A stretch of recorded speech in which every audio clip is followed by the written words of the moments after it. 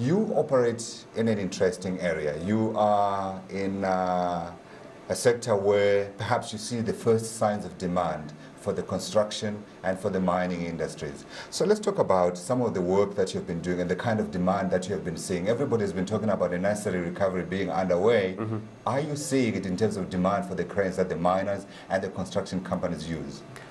Certainly. We've, right from the beginning, I don't sell Greek cranes, so I suppose that's it's going to be quite topical today. But we have long-running distribution agreements with European manufacturers, and we've managed to build up a fairly nice stockpile of stock of tower cranes and of the other allied lifting equipment that we supply. So we're in a very, very good position to now, as we see the demand start sort of starting really, we can supply.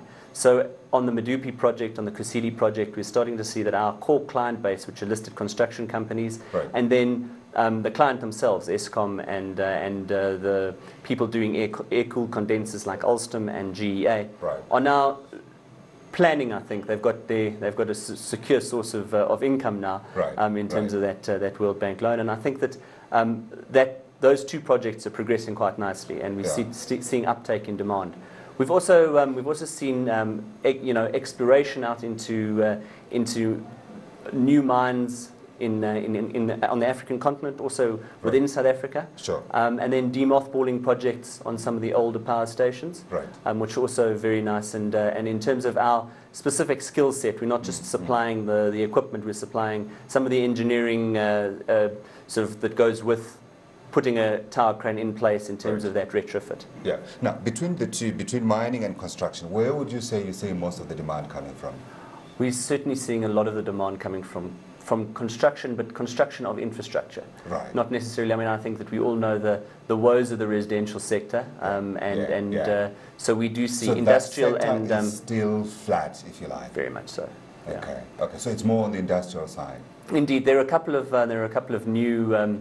There are a couple of shelved projects that are now being spoken about again in terms of high-rise, and high-rise is our sort of is our real niche, and that's positive, but that's sort of pipeline. So for the right now, it's the industrial and it's the infrastructure that we're focusing on. Yeah, let's talk to mining. Now, mining, we know there are some metals that have been doing extremely well. There are others that have not done as well as the others. Mm-hmm.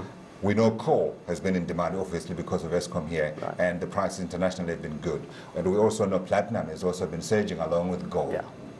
Can you be able to say what kind of demand you're seeing from the specific miners in those sectors? I think in terms of Rustenburg and the surrounds, we start seeing it very early with the inquiries that are generated for we supply both towers and also the teleporters. Our brand is Merlot, and we see the demand starting to surge up there. Okay. And then in terms of coal, they are both in the Lephalale area.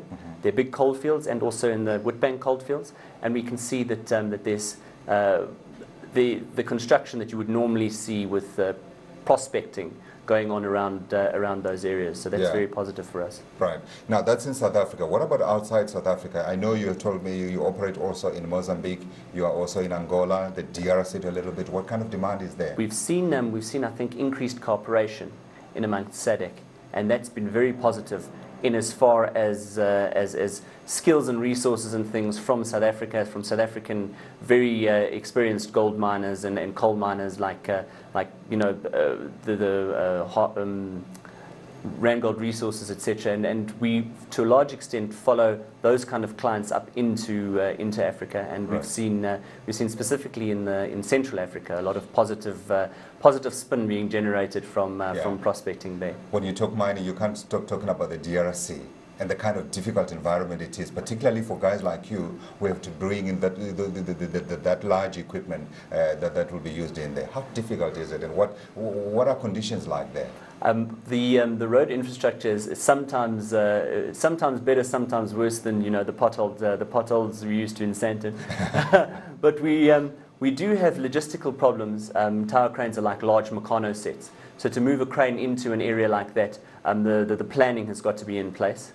And then obvious things that you wouldn't think of to take, like generators. There's no sort of secured power sources, so you have to start thinking 2 or 3 steps ahead when you go out into the countries like that.